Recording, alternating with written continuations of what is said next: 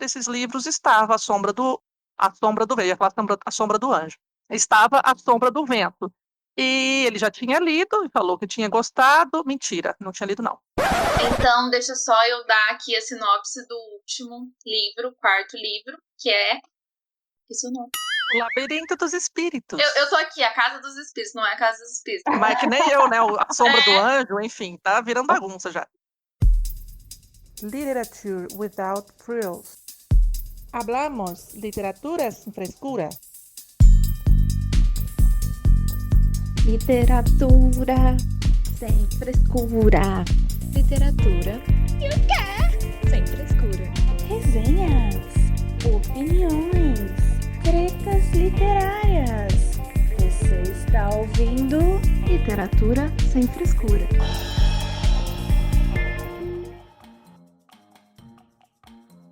Olá, esse é o Literatura Sem Frescura, o podcast que fala de livros de um jeito que você nunca ouviu. Hoje, finalmente, iremos conversar sobre essa série de livros que encanta a todos já no primeiro livro, nas primeiras frases e palavras do autor. Sim, eu estou falando da tetralogia do Cemitério dos Livros Esquecidos do autor Carlos Ruiz Zafón. Composto por 4 livros, aí a Luiz coloca o "Oh, jura?" Nope. Esta tetralogia é formada pelos títulos de A Sombra do Vento, que foi lançado no Brasil em 2004, O Jogo do Anjo, lançado em 2008, O Prisioneiro do Céu, lançado em 2012, e, por fim, O Labirinto dos Espíritos, que foi publicado em 2018. O Cemitério dos Livros Esquecidos é uma série que não necessariamente precisa ser lida na ordem dos lançamentos. Desta forma, seus livros não são sequências diretas uns dos outros. O ponto em comum entre os 4 livros é o chamado Cemitério dos Livros Esquecidos, um lugar mágico e perdido em Barcelona, rodeado de segredos, do qual poucos sabem a existência. No Brasil, a série é editada pela Suma de Letras. E para conversar comigo sobre esse quebra-cabeça literário magnífico estão minhas parceiras de podcast, Thaís e Luíse. Olá, meninas! Olá, pessoal! Oi, todo mundo! Eu sou a Luíse, do Instagram Amarela Literária. Estou bem feliz aqui para falar sobre essa série que a gente ama tanto, né? E não esqueço da vez que eu chamei, ao invés de tetralogia, de quadrilogia. Eu acho um ótimo nome. É falar em número, eu sempre me confundo, né? Apesar de que a gente pesquisou e falou que é válido, né? Mas é mais conhecido como tetralogia. É válido. É um pouco estranho, né? Mas então, sobre essa tetralogia maravilhosa, que também já me enganou, eu achava que eram 3 livros. Aí depois que eu descobri que tinha esse quarto, mas foi um ótimo quarto livro aí que eu li esse ano ainda. Então algumas coisas estão fresquinhas na memória. Vamos lá para mais um episódio super especial. Oi, gente, eu sou a Thaís, do Instagram @Realidade Literal, e eu só queria dizer que provavelmente passarei vergonha mais uma vez, porque eu não posso falar dessa série que começa a me dar vontade de chorar de novo, porque é o que acontece. Tem um vídeo lá no Instagram, inclusive, que eu fui falar das leituras do mês e eu chorei na hora que eu falei dessa série. Sim, tem um apego emocional como nunca tive antes, então por isso que é tão legal a gente estar aqui falando dela. Enfim, não é mesmo? E eu sou a Mai, do @mai.books, no Instagram literário, e estou aqui para destrinchar um pouco dessa obra magnífica, maravilhosa, e que eu sou fã e militante do Carlos Ruiz Zafón. Então, para começar, eu gostaria de saber como vocês conheceram ou ouviram falar da série. Se foi uma recomendação, de quem, por que decidiram ler. Então, eu quero saber qual que é a história de vocês por trás desses livros. Me contem tudo, não escondam nada. Eu já sabia, já tinha ouvido falar, essa série já estava no meu radar, porque desde que eu entrei para esse mundo de Instagram literário, YouTube literário, eu já tinha ouvido algumas pessoas que eu sigo falarem dessa tetralogia. Principalmente a Duda Menezes, do Book Addict. Eu nunca sei falar o nome do canal dela, mas enfim. Que é um canal que eu sigo regularmente, apesar de ter praticamente abandonado, deixado. Eu quase não vejo mais o YouTube dela, eu sempre gosto de ver, porque a gente tem gostos parecidos.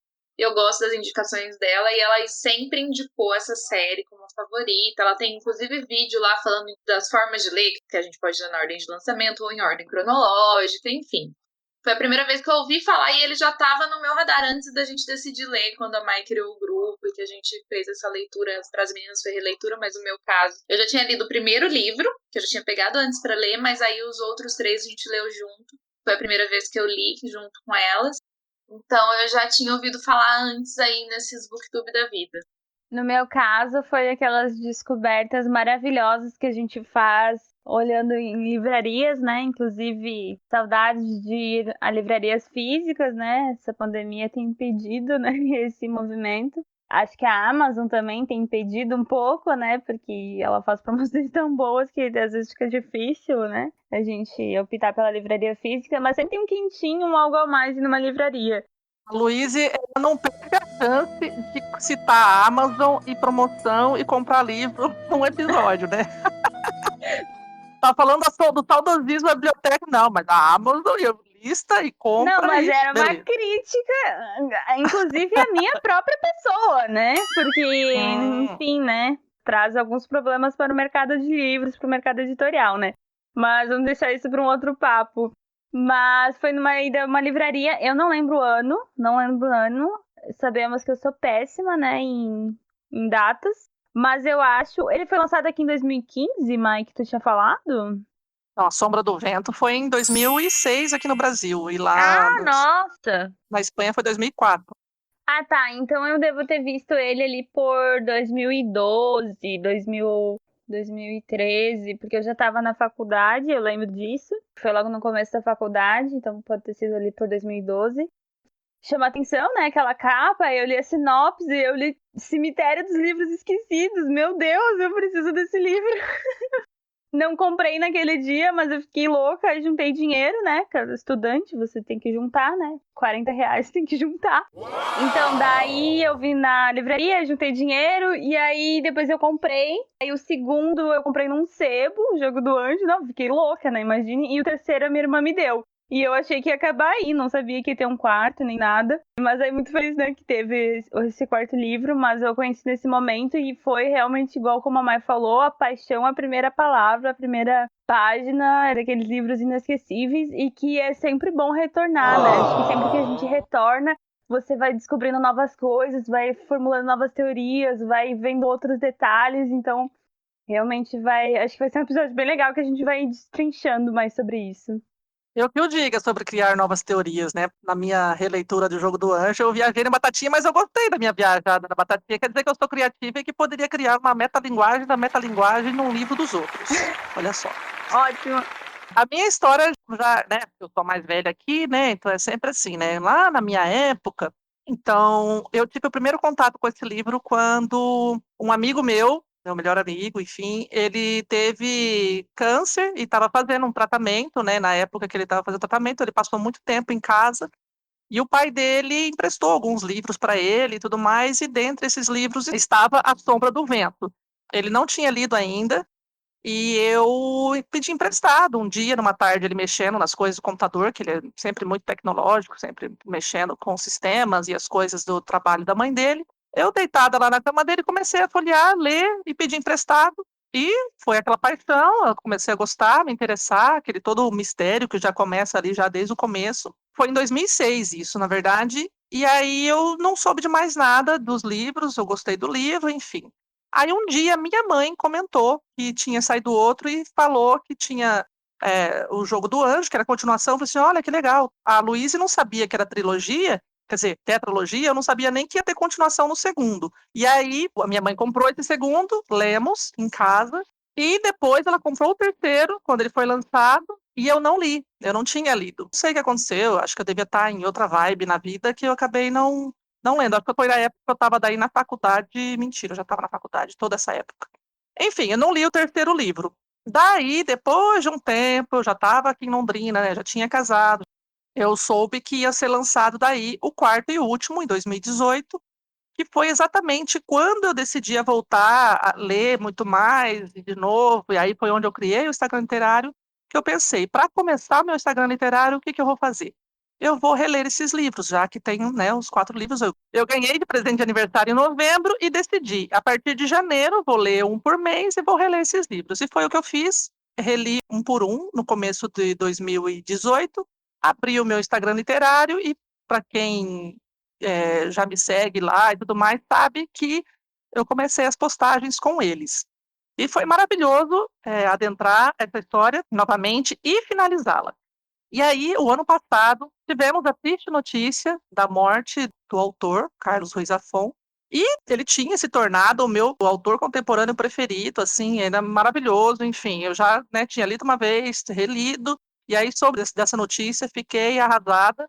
E também as meninas no grupo de leitura que a gente tem lá, né, o grupo de amigos literários, falei, quem tá afim de rever, né, revisar aí a obra, como uma homenagem aí à morte do autor. Aí algumas meninas lá apoiaram, entre elas a Luísa e a Thaís, que já tinha lido por livre e espontânea pressão minha o primeiro livro, e ela falou, beleza, então se vocês forem, eu vou esperar vocês chegarem no segundo, que a gente segue o barco. Lemos no final do ano passado e terminamos no começo desse ano, e foi maravilhoso, e estamos aqui agora para falar deles, justamente da experiência aí das meninas da Luísa de releitura de alguns dos livros, que ela não tinha finalizado o quarto, e da Thaís, que estava lendo pela primeira vez, que se apegou e virou também o queridinho da vida dela, como ela citou. É isso aí. Até fiquei com a garganta seca agora. Então foi bem legal, porque eu faço poucas releituras, né? E aí nesse acabei fazendo a releitura e algumas coisas mudaram, né? A gente também, acho que por conversar em grupo, acaba entendendo melhor, vendo melhor algumas coisas, então foi... Vendo alguns detalhes, né, da aranha, por exemplo, foi uma discussão, né? Ele não tinha me tocado nem nas duas outras leituras. Aí a Gabi comentou assim, nossa, realmente tem umas ligações ali dos elementos que o autor usa. Eu até hoje não entendi o que a aranha tem a ver com a história. Eu tô ainda tentando entender a teoria da aranha. Mas é uma coisa que ele repete, né? Mas é um elemento que ele usa. Ele sempre coloca teias, aranhas, coisas sombrias, coisas macabras. Mas pra quê? Ele deve ter medo de aranha. Aí ele colocava pra ser... Enfim. Não, para dar aquela aparência de velho, de antigo, de abandonado. Também, aí teia de aranha, essas coisas não faz sentido. Mas era em relação à pessoa, né? Principalmente isso. A gente tá falando do segundo livro, O Jogo do Anjo, pessoal.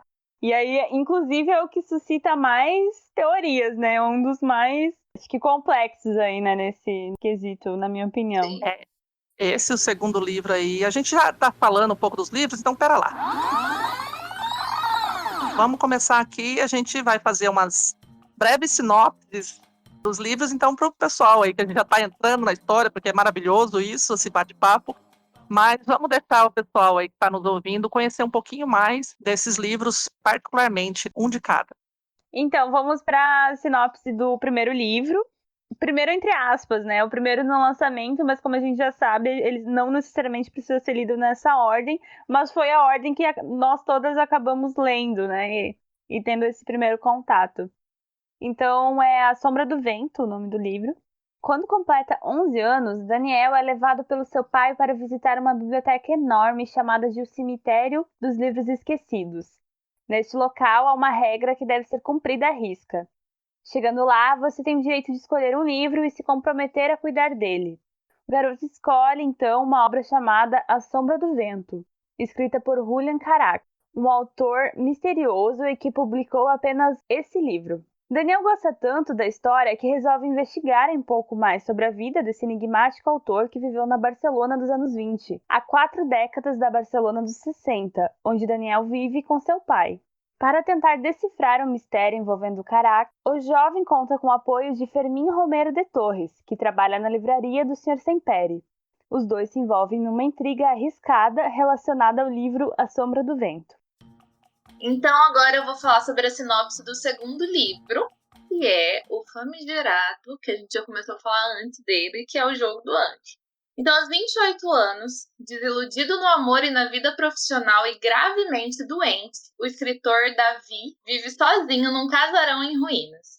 É quando surge em sua vida Andreas Corelli, um estrangeiro que se diz editor de livros. Sua origem exata é um mistério, mas sua fala é suave e sedutora. Ele promete a Davi muito dinheiro e sua simples aparição parece devolver a saúde ao escritor. Contudo, o que ele pede em troca não é pouco, e o preço real dessa encomenda é o que Davi precisará descobrir. Muito misterioso. Retomando lá aquele nosso episódio sobre vender a alma para reler algum livro, esse cara, ele vendeu a alma dele para alguma coisa. Gente, esse livro é maravilhoso, essa sinopse não faz jus a ele, acontece muitas coisas. Porque não dá Tá certo, Não tem porque essa como. sinopse tem que ser misteriosa também, porque o livro você tem que ler pra você entender todo o mistério do livro, porque ele é misterioso. Ah, mas eu até gosto dessa sinopse. Eu acho que ela é misteriosa, né? Não, eu gosto. É porque ela não conta, mas ela conta. Ela dá uma abertura ali do que acontece, né? É. Na real, eu até gostei mais do que a da Sombra do Vento. Mas é típico dos livros dele mesmo, né? Tudo misterioso ali. E a gente tem que ler para adentrar essa história, esse enredo todo aí, que acontece muita coisa em todos os livros. Muita coisas não, né? Muitas coisas. Nem reparei que você falou muita coisa. Eu falei que a língua meio que prendeu aqui, aí ficou meio errado. O tal do Zafon faz coisa. Ah lá, faz coisas. O Zafon é da KGB e deve fazer parte dos Illuminati. Faz Ele faz coisas. Porque a KGB faz coisas. É uma fala icônica a de melhor Luiz. definição. Gente, foi. Eu dei muita risada. Eu acredito que foi a KGB, porque a KGB faz coisas. Ei, Lerê. Vamos lá. O terceiro livro, então, ele é uma ponte, na verdade, com os outros dois livros. Ele é um pouco mais fino, né? Não é tão extenso, mas ele conta ali uma história muito importante que faz essa ligação entre os dois anteriores. No livro O Prisioneiro do Céu, lançado em 2011, avançamos várias décadas e encontramos Daniel no ano de 1957, saindo da adolescência e entrando na vida adulta. Trata-se de uma trama reveladora, onde o personagem irá descobrir alguns fatos perturbadores envolvendo sua mãe. Neste volume, Zafon deu um grande destaque para Fermín Romero de Torres, fiel companheiro de Daniel, que o ajudou a investigar o intrigado caso envolvendo Julián Carax. Ele tem o seu passado exposto e, com isso, importantes segredos durante a sua passagem pela prisão do castelo de Montjuic são revelados. A obra que conta também, novamente, com o retorno do escritor maldito Davi Martim, que faz a ligação direta com A Sombra do Vento e O Jogo do Anjo, e o chamado Maurício Valls, um agente do governo que administra a prisão onde Fermín se encontra. Na verdade, eu diria que esse faz a ponte entre os outros 3 livros, né? Os 3, Porque no quarto também a gente vê algumas coisas, né, que começaram ali nesse terceiro, e eu acho que ele avança até alguns anos. Por exemplo, não sei se vocês lembram daquela cena final, né? Não sem dar spoilers, mas eu acho que uma cena final que acontece no terceiro livro é sobre uma coisa que daí tá desenvolvendo e aí acontece no quarto. Sim. Ele dá uma amarrada entre os dois anteriores e um prelúdio pro quarto, no caso, né? Então ele faz essa ligação. Porque assim, o primeiro e o segundo, eles ficam muito separados entre si. Tanto que assim, você pode inverter a ordem ali, né? Porque se a gente for pela questão cronológica, o Jogo do Anjo passa antes da Sombra do Vento, no caso. Então eles são meio separados. Sim. Você lê, tipo, você faz pouquíssimas conexões. Aí vem o Prisioneiro do Céu e amarra bem aquelas duas histórias. Aí as coisas todas começam a fazer muito sentido juntas. Pra ir no quarto livro ter essa finalização de toda essa grande história. Juntar todo mundo, tudo que aconteceu e finalizar. Então, deixa só eu dar aqui a sinopse do último livro, quarto livro, que é O Labirinto dos Espíritos. Madrid, anos 1950. Alicia Gris é uma alma nascida das sombras da guerra, que lhe tirou os pais e lhe deu em troca uma vida de dor crônica. Investigadora talentosa, é a ela que a polícia recorre quando o ilustre ministro Maurício Valls desaparece. Um mistério que os meios oficiais falharam em solucionar. Em Barcelona, Daniel Temperi não consegue escapar dos enigmas envolvendo a morte de sua mãe Isabela. O desejo de vingança se torna uma sombra que o espreita dia e noite, enquanto mergulha em investigações inúteis sobre seu maior suspeito, o agora desaparecido ministro Valls. Os fios dessa trama aos poucos unem os destinos de Daniel e Alicia, conduzindo-os de volta ao passado, às celas frias da prisão de Montjuic, onde um escritor atormentado escreveu sobre sua vida e seus fantasmas, aos últimos dias de vida de Isabela, com seus arrependimentos e confissões, e as intrigas ainda mais perigosas envolvendo figuras capazes de tudo para manter antigos esqueletos enterrados. Tadã! Magistral, gente. Essa série é maravilhosa. Se alguém falar pra mim que leu tudo isso daí e falou assim, não gostei, eu juro, eu mato. Você cata o Labirinto dos Espíritos, que é um tijolão, e dá na cabeça da pessoa. Eu dou arsênico. Sono arsênica pra ele. Sono arsênica. Resolve tudo. Então, é importante falar algumas coisas aqui que eu acho que a sinopse não traz. Primeiro, a ambientação desses livros, pra mim, é um dos pontos altos. Barcelona, das décadas aí, porque passa em várias, né? Pós-guerra. Pós-guerra, naquele período pós-guerra, é uma Barcelona sombria, uma Barcelona cinza, chuvosa. Destruída, em ruínas. Casarões antigos. Isso, abandonados. Tem toda uma aura sombria ao redor de todas essas histórias. Gente, é uma das melhores ambientações, assim, que eu já li. Você se vê naquela Barcelona sombria, chuvosa, parece que você entra dentro. Você vê como um filme, assim, de tão bem descrito que é. E o bendito do cemitério dos livros esquecidos, gente. Ele, assim, essas sinopses quase não falam dele, mas ele é o personagem principal, assim, é o local principal e é a chave que une todas essas histórias. E a descrição dele é uma das coisas mais maravilhosas que eu já li também, né? Quem leu isso aqui não sonhou em visitar o cemitério dos livros esquecidos? Fala pra mim. Ninguém. Sem contar que uma coisa que eu achei fantástica é que em cada livro a gente tem uma descrição diferente sobre o cemitério dos livros esquecidos. Sim, parece que ele muda de ângulo, né? Parece que cada um entra de um lado e vê de uma outra maneira, assim, aquele primeiro contato com o cemitério, a primeira vez que ele aparece em cada um dos livros é contado de uma forma magistral, diferente, mas é tudo o mesmo ambiente, é como só que a gente olhasse ele de diferentes formas, e é um negócio assim que tu se arrepia lendo, é uma coisa maravilhosa. Sim, é porque ele é gigante, né? Se a gente for ver pelo jeito que ele é descrito, é uma construção, tá ali nas entranhas de Barcelona, não se sabe muito bem onde, não nos é contado, mas é um labirinto gigantesco, do jeito que é descrito, você imagina que seja uma coisa absurda. Então, cada pessoa que entra vai ver só um pedacinho, você não vai conseguir ver tudo, olhar tudo, e é muito legal isso, gente. Muito e legal. é aquela coisa, né? É um labirinto também meio que vertical, né? Ele dá uma verticalizada, porque ele fala sobre rampas, sobre escadas, sobre uma cúpula que tem em cima dele. É aquela cúpula, meu Deus, já imaginei mil coisas, assim, tipo, mil sóis brilhando e refletindo nos livros, e, ai, meu Deus, é maravilhoso. Eu nunca imagino o sol, eu sempre imagino a noite, porque é tudo tão sombrio que pra mim vai estar ou de noite ou o tempo nublado. É que geralmente eles entram, né? Acontece tudo ali muito de madrugada, tipo, de manhãzinha ou de noite. À noite.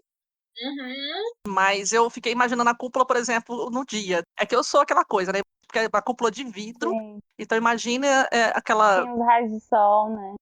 filigranas de sol entrando ali também. Só que assim, as entranhas dele são escuras, mas eu fiquei imaginando aquele meio, assim, sabe? Maravilhoso. E acho que também dá para salientar como ele é uma tetralogia, né? São livros escritos por um amante dos livros para amantes de livros. Então os livros, eles são meio que o tema principal, assim. Você tá envolvido ali numa livraria que acontece ali da família Semperi, né? Você tem os cemitérios dos livros esquecidos, tem personagens apaixonados por livros. Os críticos literários ali, os colecionadores, né? Também. Então é esse universo, assim, né? Além desse universo de investigação que tem, então que ele envolve vários gêneros, né? Também tem essa questão do carinho, que todos eles têm um carinho e são almas que foram feridas, que foram machucadas e que encontram na literatura uma salvaguarda, uma forma de viver ou de conhecer outros mundos. E os próprios escritores malditos, que são outras figuras importantíssimas. Interessante também, assim, que eu chamo, na verdade, na época que eu terminei e vi esses, né, senti toda essa história, para mim me veio apenas uma frase. Estes livros, né, essa tetralogia, são uma ode e uma declaração de amor aos livros. Safon, ele se entregou completamente ali à literatura, aos escritores, ao livro, aos leitores, a tudo isso. Verdade, mãe. Queria ver se eu achava uma citação legal. Qual citação? É do último? Cada livro, cada volume que você vê tem alma, é isso? É esse que você quer, Luiz? O quê? Não sei, eu não entendi qual que é a pergunta. Não é pergunta, Pia, você tá perguntando a citação, quero saber se é essa que você quer falar. Ah, não, eu não achei, eu ia procurar aqui, eu trouxe minha coleção. Tá no Google.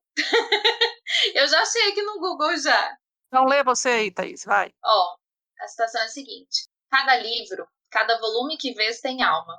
a alma de quem o escreveu e a alma dos que o leram e viveram e sonharam com ele. Cada vez que um livro muda de mãos, cada vez que alguém desliza o olhar pelas suas páginas, o seu espírito cresce e torna-se forte. Maravilhoso. Eu diria que só por essa citação, gente, vale ler. Se fosse só isso, já valia ler 4 livros. Mas não, tem muito mais, né, do que isso. Mas essa é realmente uma das mais marcantes, né? Muito linda. Sim, é a mais conhecida, na verdade, da tetralogia e é maravilhosa. Já começa por aí, né? Tipo, você já sente, você como leitor já sente esse impacto já no primeiro livro, já na segunda página, praticamente, ali. Esse sentimento mesmo de, que nem a declaração de amor aí a todos os livros, leitores, escritores, enfim.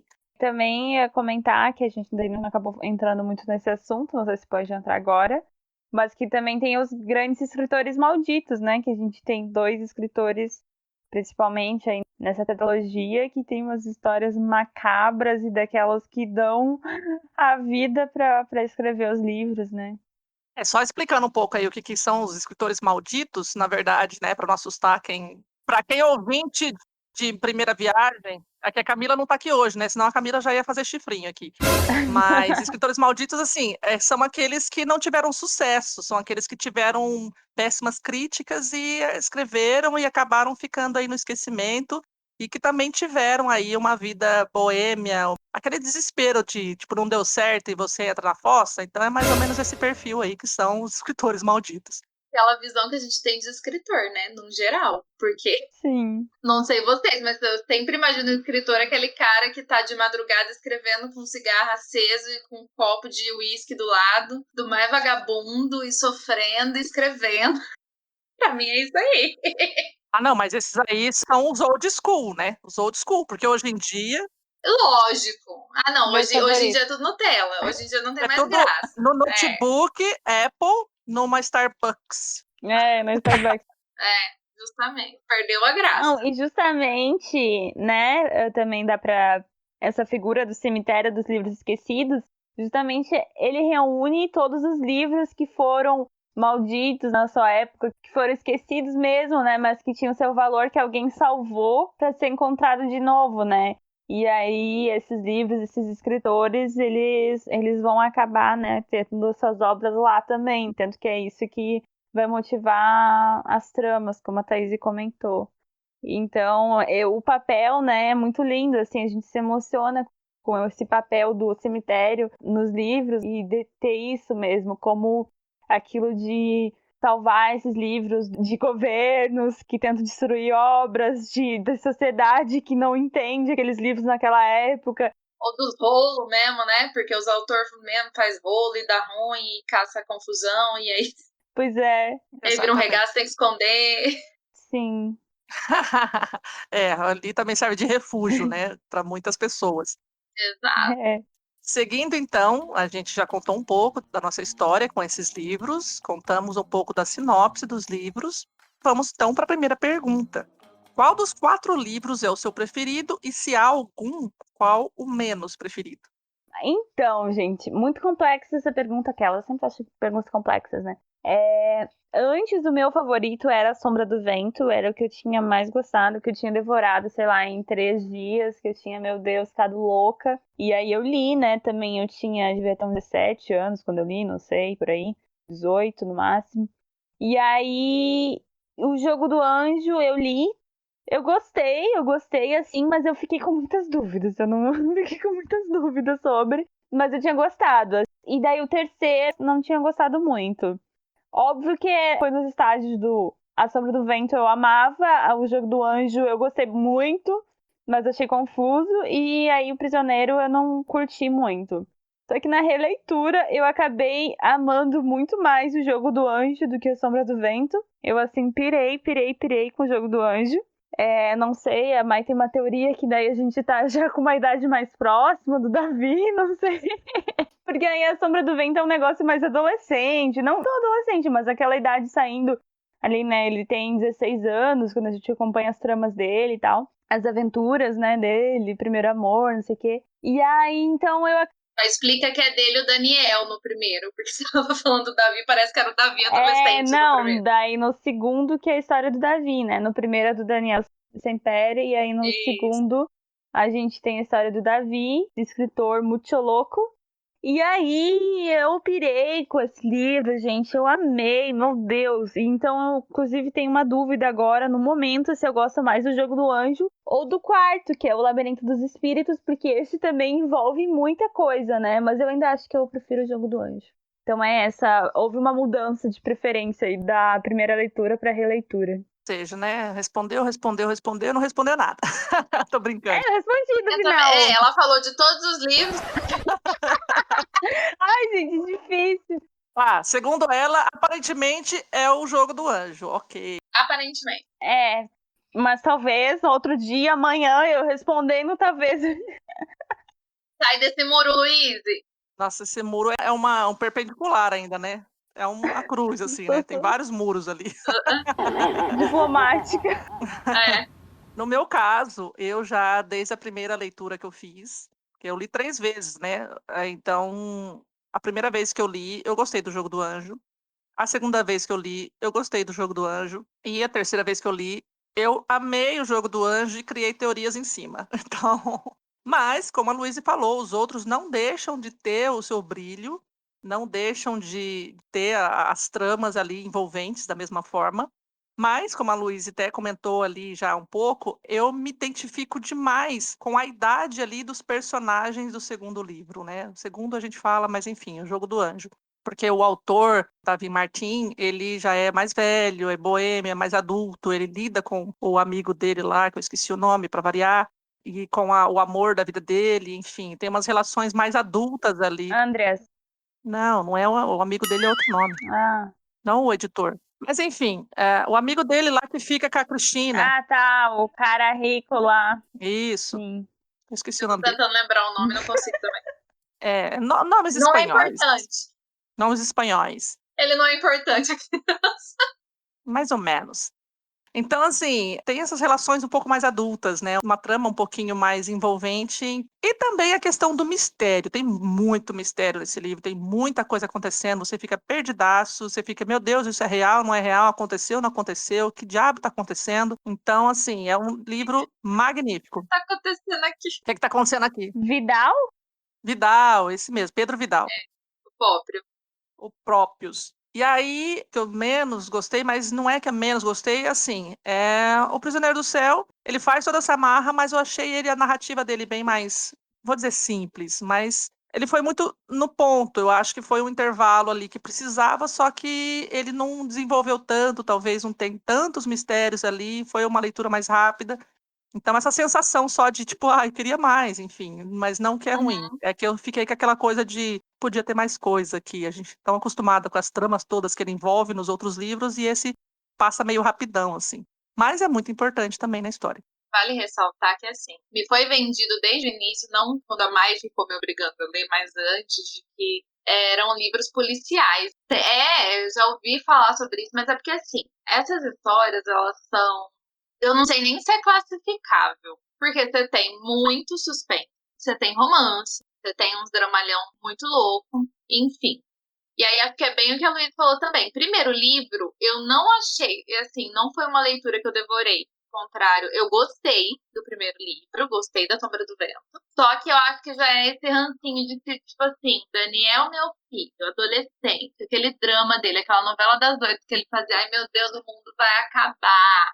Ai meu Deus, tinha hora que eu tinha vontade de entrar no livro, chacoalhar ele e falar, acorda pra vida, desgrama. Não, se ele não tivesse por mim, eu não sei o que ia ter da vida daquele Daniel, porque, ó, é sem condição. Por mim, pra chacoalhar ele, porque senão não ia. É o que você chama lá picolé de chuchu. Exatamente, picolé de chuchu. Tadinho. Tem graça. Mas ele não é mais que o Bronski. Bronski é o eterno picolé de chuchu. Bronski, Ana Karenina. O Vronsky é bonito, né? É bonito e não vale de nada. Ingrato. Quem é Vronsky? O Ana Vronsky, Karenina. Ana tá. Karenina. Eu li só 20%. Ai, ai, ai. Tá, mas gostei da trama do primeiro livro, vou dar uma de Luiz. Gostei da trama do primeiro livro, porque aí tem todo o mistério do livro, da Sombra do Vento, do Julian, quem que é esse Julian, que morreu, que não morreu, o que tá acontecendo, o que é isso, que aí coisas estranhas acontecem, a casa mal assombrada, enfim. A trama é legal. E o paralelismo das duas histórias, né? Sim, que vai se amarrando assim, você fica, meu Deus, você quer saber o que vai acontecer? Enfim, Daniel me dava raiva, porém a história era muito boa. Agora, no segundo livro, gente, não tem como euzinha, Thaís, que sou a pessoa que mais ama o negócio do deboche, não amar Davi Martins, entendeu? Não tem como. Foi amor à primeira leitura, porque ele é o tipo de personagem que me ganha na hora, porque ele tem aquele humor ácido. Ele é chato pra caralho, mas não é porque ele é chato, é porque ele é sarcástico, sabe? Ele tem um humor refinado. Não é qualquer pessoa que vai gostar dele, mas ele é maravilhoso, ele é maravilhoso. Eu me diverti demais vendo ele com a Isabela. A Isabela é terrível, tinhosa, e junta esses dois, ele, sarcástico, chatão, pau no cu, maravilhoso, engraçadíssimo, com a Isabela, que é terrível, e que não tá nem aí pras tiradas dele. Gente, eu me diverti tanto com aqueles dois, aquilo foi tão maravilhoso. Aquele livro me ganhou que, assim, não tem como tirar o primeiro lugar dele na minha vida, assim, não tem como. Sabe o que é legal? Eu tava lembrando aqui esse livro, a relação dos dois, é bem aquela assim, sem paciência pra quem tá começando. Aquele meme, né? A coisa vira. É bem isso. Tipo, ele tá cagando pra Isabela e ela tá lá. Ah, você não vai? Você Teimosa. vai, senhor. Você vai me ensinar, assim, porque eu quero ser escritora, você vai me ensinar a escrever, foda-se.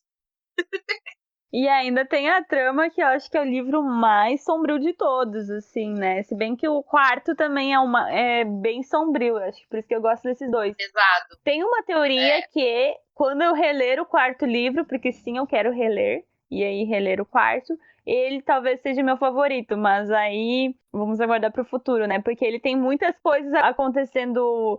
Por que tem uma teoria? É porque o Jogo do Anjo também foi na releitura. Ela sente, mas ela tem que provar a teoria. Ah, entendi. É que o Jogo do Anjo também foi na releitura que A teoria é sua é mesmo. minha, Entendi. da minha própria cabeça. Eu Sim. e minhas vozes formulamos. A voz da tua cabeça. Entendi. Ela falou que quando ela relê, talvez ela sinta que o quarto seja o melhor. Ela goste mais do... É, Ela tá no muro ainda. Então. Não, pra mim não tem como não ser o Jogo do Anjo. mas é porque é que o Jogo do Anjo tem umas coisas bem sombrias, assim, né? Que eu amei total. Mas o quarto também tem umas coisas bem pesadas, assim, O né? quarto, ele se desenvolve bacaninha lá naquele final. Aquele final que arrepia a nossa vida, arrepia... Para. Eu chorei Ah. igual criança. Eu já tava no meio do livro, já tava chorando. Nossa senhora, arrepia, ó. Não se faz isso com as pessoas. Arrepia total. Não se faz isso com as pessoas. É porque o último livro, eu acho que ele é o mais bem escrito e ele é o mais detalhado, tanto que é o maior, né? Que é uma E tijola. é denso, né? Tacar na cabeça de um mata. E assim, não tem uma pontinha solta. O Jogo do Anjo, ele já é mais... Ele é diferente dos outros, ele não tem um fechamento. Ele deixa coisas em aberto ali, que aí abre possibilidades para as teorias das vozes da cabeça da mãe, por exemplo. Da minha também. Das vozes da cabeça de todo mundo, inclusive das vozes da cabeça do Davi. Do Davi, a gente, todo mundo fica com vozes na cabeça, exatamente. Quem mais tem voz na cabeça é ele, entendeu? E eu gosto desse tipo de história que não é tudo muito preto no branco, que não te dá tudo mastigadinho. Acho que é por isso também que eu gosto muito do Jogo do Anjo, assim, ele é meu favorito, não tem como. Não tem como, apesar de... Assim, primeiro, o Jogo do Anjo. Segundo, é o quarto, Labirinto dos Espíritos. Depois, A Sombra do Vento, e O Prisioneiro do Céu também é o que eu menos gosto, justamente por isso. Porque ele não tem toda uma trama desenvolvida. Ele tá ali só pra fazer essa ponte. Sim. Que é pra, tipo, explicar o que aconteceu. Assim, eu preciso explicar umas coisas. Então, fiz um livro menorzinho, curtinho ali, que não tem grandes coisas elaboradas, mas vai explicar o que eu preciso explicar pra chegar no quarto livro. E é muito louco porque ele poderia ter desenvolvido, por exemplo, mais a história do Fermin, né? Poderia. Porque o Fermin, antes de ser Fermin, a gente não sabe quem ele era, né? O que ele fez, assim, tanto, né? Tipo, antes dele ser preso, né? Só aparece ele chegando lá em Barcelona pra ir atrás pra ir atrás da Mas aí no vítima. último livro. Isso, no último. Ah, é verdade, ele conta no último. Não é no terceiro, é no Ah, último. só conta a parte que ele é... No terceiro ele tá preso, né? Conta que tá. No terceiro é só a prisão. Ele é preso, exatamente. Então o autor já deixou o grande finale pro grande finale, né? Pro último livro. Exatamente. Mas o último livro, assim, realmente, ele não deixa uma pontinha solta, ele amarra tudo, é muito bem escrito, tem toda uma trama, tem uma carga dramática lascada também, puta que me pariu, assim, pra destruir os corações das pessoas. Quantas vezes vocês sentiram dor no quadril junto com a Alicia Gris? Nossa, o livro inteiro. Meu Deus do céu. Às vezes, eu me pegava lendo com a mão nas costas. Nossa, exato. Exato. Dava vontade de tomar remédio. Gente, que vontade de carregar a menina no colo. Que desespero, coitado. Então, eu acho assim, a mágica do Zafão tá bem nisso. Ele te faz sentir, te faz... É catártico. A Thaís comentou até no começo aí sobre a sensação de você estar no ambiente de Barcelona, aquela névoa, aquele frio, aquela umidade, aquela fumaça. Ele tem esses elementos literários que trazem essa sensação de sombrio, de, sei lá, maravilhoso. Sim. Essa névoa, né? Essa que você não enxerga bem. Eu às vezes também me pegava lendo assim, meio encolhidinha, assim, sentindo aquele gelo entrando, aquela cena, né, da névoa, tu não consegue enxergar direito o que tá acontecendo, e aí, nossa. Eu me sentia sufocada com as fumaceiras. Eu falei assim, meu Deus, quanta fumaça! Tá fumaça, tá fumacenta, tá nevoento. Eu já sentia falta de ar. Eu sou uma pessoa que eu gosto tanto de clima sombrio. Gente, eu amo o começo da ambientação do Drácula, por exemplo. Pra mim é uma das melhores ambientações que existem. Morro dos Ventos Vivantes. Sim, eu amo quando eu consigo. Esse tipo de ambientação, assim, me ganhou, assim. E a do Zafón, nesses livros, é muito maravilhosa. Meu Deus, muito maravilhosa. Mas sim, é quase palpável. É quase como se você estivesse lá dentro, real, vivendo todas aquelas coisas e vendo aquelas coisas que ele escreve. Sim, os sentimentos, os momentos, os lugares e as dores também. Ai, meu Deus, é muito catártico mesmo. E aí a Thaís podia falar aí uma curiosidade do autor, que a gente achou aí na internet. Na verdade, não foi na internet, não, foi no site oficial do autor, tá? Ah, muito que bem. Gosto assim. Não é fonte Wikipédia hoje, gente. É o site Não. oficial do autor. Então vamos lá, uma curiosidade sobre o Zafón. Carlos Ruiz Zafón é um dos autores mais reconhecidos da literatura internacional hoje e o escritor espanhol mais lido no mundo depois de Cervantes. Olha isso. Suas obras foram traduzidas para mais de 50 idiomas. Zafón criou um universo literário que se tornou um dos grandes fenômenos da literatura contemporânea nos 5 continentes. E a pessoa vai e me morre, mano. Pra quê? Quem mandou? Quem que deixou? Só pra eu saber. Meu senhor. Sacanagem, né? É triste, né? Eu fiquei arrasadérrima. Morreu cedo. Morreu cedo. Cedo mesmo. A gente queria mais umas tetralogia, né, gente? Eu encontrei uma citação aqui, eu acho que combina com esse momento que a gente falou, né, sobre a morte do autor. E é uma citação do Jogo do Anjo. Ele tá falando, na verdade, sobre o Sr. Sempere, porque Sempere, né, teve várias... Esse é o avô do Daniel, esse Sr. Sempere aqui que a gente tá falando. Sim. O Sr. Sempere acreditava que Deus vivia um pouco ou muito nos livros, e por isso dedicou sua vida a partilhá-los, a protegê-los e a garantir que suas páginas, como nossas lembranças e nossos desejos, não se perdessem jamais. Pois acreditava, e me fez acreditar também, que enquanto restar uma só pessoa no mundo capaz de lê-los e vivê-los, haverá um pedaço de Deus ou de vida. Meu Deus, olha que declaração. Que lindo, né? Já começou a querer me fazer chorar já, palhaçada. Vai começar a palhaçada. Zafón é religião, mano. É religião. Que isso, gente. Nossa, quando eu li, assim, eu reli várias vezes esse parágrafo e nossa, é muito isso, né? É isso. É porque vale ressaltar, pra quem não leu o livro e tá ouvindo a gente, é porque assim, eu fico sempre com essa coisa de querer explicar, porque às vezes as pessoas que leram não sabem. Aquilo que a gente falou, tem o cemitério e tem a livraria do Sempere, que tá aí em todos os livros e em todas as gerações. Então começa com o Sempere mais velho, que é o avô do Daniel. Aí passa pro pai do Daniel e passa pro Daniel, que ajuda o pai do Daniel. Então, assim, eles têm essa questão com os livros também. Então, os livros estão aí, né, gente? Como a gente já falou antes. Então é muito legal. Esse amor que eles têm, né? Uhum. Tipo, a livraria passa por altos e baixos e você nunca ouve eles falando, vou fechar a livraria. Pelo contrário, às vezes eles dão um livro pra quem quer ler.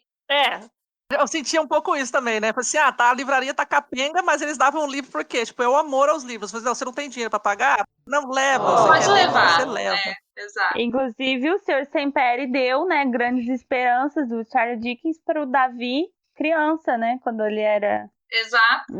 Que ele não podia pagar e tal, e ele deu. E tem o rolo lá do Conde de Monte Cristo também, que acontece no terceiro livro, no Prisioneiro do Céu. Então, assim, e dentro dos livros, bem lembrado até, que dentro dos livros ele cita outros livros de obras clássicas da nossa literatura que para quem já leu, também sente essas referências assim muito, muito claras e muito vívidas e muito, muito legal, assim, né? Você saber, poxa, ele tá falando de um livro que eu li, que eu conheço. Detalhe, Grandes Esperanças, na verdade, eu comprei por causa desse livro, só que não tive ainda a oportunidade de ler. Então, bem lembrado que eu preciso pôr na minha lista. Eu tenho ele aqui em Oportunidade casa e preciso conhecido ler. como vergonha na cara.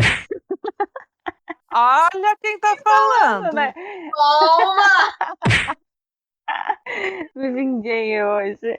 A Luísa tentando devolver os bullying. Não, mas ó, eu queria ressaltar essa informação de que ele é o segundo espanhol mais vendido que só perde para Cervantes. Gente, que Senhor loucura. Zafón não estava para brincadeira, tá? Porque Cervantes é quem escreveu quem? Don Quixote. Lá em 1500. Don Quixote é considerado o livro mais importante da literatura de todos os tempos. Tá bom? Você fica com essa informação aí. A gente falou nos episódios anteriores aí, sobre as curiosidades 2. Isso. Bem corrigido e bem lembrado. Não é à toa que ele é traduzido. Eu ia falar, mas Paulo Coelho foi traduzido para um outro lugar também, mas ele finge que não foi. Não é à toa que o Zafón foi traduzido para várias línguas, tá? Não é à toa, porque realmente é muito maravilhoso, gente. É assim, eu sou suspeita. Eu não sei falar desses livros sem ficar emotiva. É isso que acontece. Principalmente porque não vai ter mais nada do autor. Meu senhor. Para! É triste. Gente, eu fico imaginando o que viria mais. O que viria mais, meu Deus. A gente sempre pode voltar pro cemitério dos livros esquecidos. Sim. Sim. Mas assim, ó, só lembrando rapidinho aqui, ele escreveu em 1993, ele escreveu uma trilogia, que foi O Príncipe da Névoa, O Palácio da Meia-Noite e As Luzes de Setembro, que são umas histórias infanto-juvenis. Então, para quem quiser saber mais sobre o autor, ele tem esses outros 3 livros. E Tem depois Marina ele também. escreveu, exatamente, Marina, que é um livro único ali, não faz ligação nenhuma. E aí ele veio com essa tetralogia. Então, essas são as obras do autor, que agora também parece ter alguns contos que vão ser lançados, acho que esse ano, ou próximo aí, que eu já tô louca, quero ler. Então, esse é o repertório do autor, e é somente isso, e não vai ter mais. Mas o cemitério, sem dúvida, é a obra máxima dele, né? Sim. Sim. Sim. Não tem nem o que falar. Ele Príncipe da Névoa. E aí eu gostei bastante, mas realmente é bem infanto-juvenil. Inclusive é o primeiro livro que ele escreveu, né? Mas tem vários elementos que ele vai abordar mais depois, assim, bem curioso. Eu senti principalmente esses elementos de Príncipe da Névoa no quarto livro, porque tem aquelas coisas das bonecas, assim, negócio assim, e aí também Deus é mais. tinha tanto em Príncipe Marina também cita o negócio das bonecas, ele da tem Névoa e Marina. E aí Marina, só que Marina é pesadíssimo, né? É um livro assim, tipo, ele é infanto-juvenil, sombriozaço. mas ele é sombrio Eu ganhei da Letícia e não li ainda. Letícia, não me mata. Ele é sombriozaço, e assim. sofrido, assim. Eu acho que é quase assim uma Alice, assim, o sofrimento, né? Quando a gente descobre Sim. tudo que vai É que assim, acontecer. eu li Marina depois de ter lido os 2 primeiros livros da tetralogia. Então, Eu também. A régua fica alta, né? aí eu baixei assim, falei assim, não gostei tanto, mas aí eu entendi que fazia sentido, porque foi escrito antes, ele estava se maestrizando nesses 4 primeiros livros dele até chegar nessa tetralogia. Momento criando palavras. Com mais. Com my books. Da onde ela tirou isso? Maestrizando. Lá. Mas se a gente pode pensar assim, né, que tem o universo da Marvel aí, também tem o universo do Zafón, né? Não sei como seria o nome, fazer uma analogia. Mas é tudo do mesmo universo, essa coisa um pouco sombria, um pouco de investigação, um pouco que mistura muitos elementos, uns elementos muito imagéticos também, né? Porque essas obras parecem muito assim um filme antigo, assim, que tu vai pensando como ele constrói, né? Essas imagens. Sempre tem muitas essas referências, então é tudo o mesmo universo, assim, que ele escreve. Apesar dessas outras obras serem mais juvenis, tem toda essa mesma pegada que tem na tetralogia. Sim. E aí, então, vamos prosseguir aqui com a segunda pergunta. E contem qual personagem que vocês acharam mais marcante, qual mais sem graça e qual conseguiu ficar como preferido e por que é o Fermin Romero de Torres. Usando aí a base da Thaís para perguntar, né? Gente, não tem como. O Fermin é o melhor personagem de todos os tempos, de todos os livros. Não tem como. Não tem. O Fermin é maravilhoso. Eu vim até pegar meu livro aqui, porque tem umas passagens, gente. O Fermin não tem igual. Por quê? Primeiro, se não fosse ele, Daniel, quem seria o pequeno Daniel? Se não fosse Fermin para dar os seus conselhos maravilhosos e as suas ajudas atrapalhadas. Quem seria Daniel? Não seria ninguém nessa vida. Começa por aí. Gente, ele tem as melhores tiradas. Eu peguei até meu livro, porque eu andei assim, no começo do labirinto, tem umas cenas maravilhosas em que o filho do Daniel vai nascer, né? E aí o Fermin tá lá tentando ajudar o Daniel, que ele tá desesperado. E ele, gente, ele dá cada conselho. Ele dá uma bebida lá pra ele tomar, que eu fiquei uma meia hora dando risada da bebida que ele levou, que é uma mistura de uns negócios lá.